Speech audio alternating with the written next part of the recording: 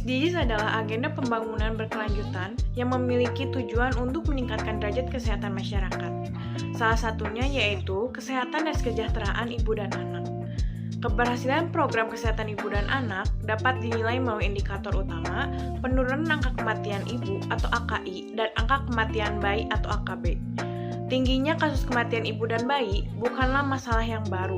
Sudah berbagai pendekatan dan berbagai upaya telah dilakukan untuk menekankan angka kematian tersebut. Namun, pada nyatanya angka kematian ibu dan bayi masih terus bertambah setiap tahunnya. Kematian ibu di Indonesia meningkat 59,69% pada tahun 2021. Indonesia menduduki peringkat ketiga tertinggi angka kematian ibu se-ASEAN. Pada infografis data, World Health Organization menyatakan pada tahun 2019 bahwa angka kematian ibu mencapai 303.000 jiwa dan angka kematian ibu di ASEAN mencapai 235.000 jiwa per 100.000 kelahiran hidup. Sedangkan secara global, angka kematian bayi mencapai 17.000 per 100.000 kelahiran hidup. Di Indonesia itu sendiri, kasus kematian ibu mengalami peningkatan di tahun 2021 dari 4.627 kasus menjadi 7.389 kasus.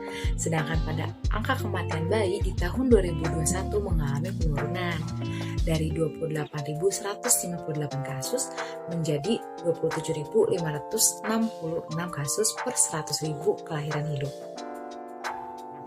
Meski angka kelahiran bayi menurun, namun hal tersebut masih jauh dari target SDGs di 2030, yaitu 70 per 100.000 kelahiran hidup.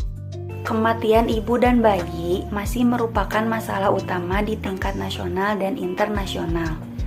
Tingginya angka kematian ibu dan angka kematian bayi menunjukkan rendahnya status kesehatan dan kesejahteraan ibu dan anak yang disebabkan oleh rendahnya akses dan kualitas pelayanan kesehatan.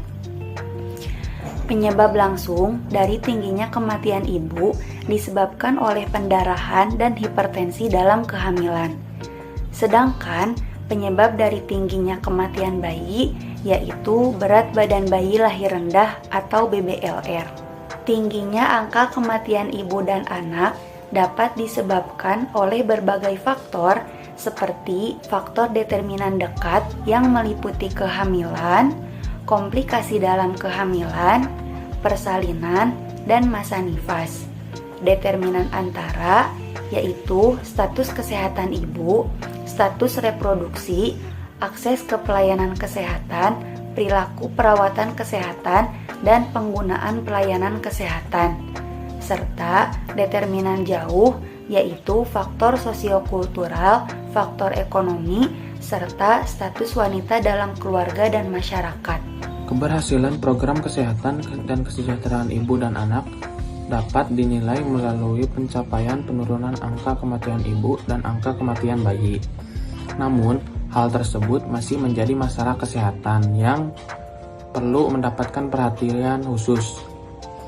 Meskipun berbagai upaya telah dilakukan dalam menekankan angka kematian ibu dan bayi, faktanya kematian ibu dan bayi masih terus meningkat pada setiap tahunnya. Dalam menekan tingginya angka kematian ibu dan bayi untuk meningkatkan derajat kesehatan ibu dan anak, program promosi kesehatan yang dapat bekerja sama dengan lintas sektor yaitu menggencarkan program Making Pregnancy Safer and Child Survival melalui 4 pilar, yaitu yang pertama, meningkatkan akses dan cakupan pelayanan kesehatan ibu dan balita. Yang kedua, membangun kemitraan yang efektif melalui kerjasama lintas program dan lintas sektor. Yang ketiga, mendorong pemberdayaan wanita dan keluarga melalui kegiatan peningkatan pengetahuan, menjamin perilaku yang menunjukkan kesehatan ibu dan balita, serta pemanfaatan pelayanan kesehatan.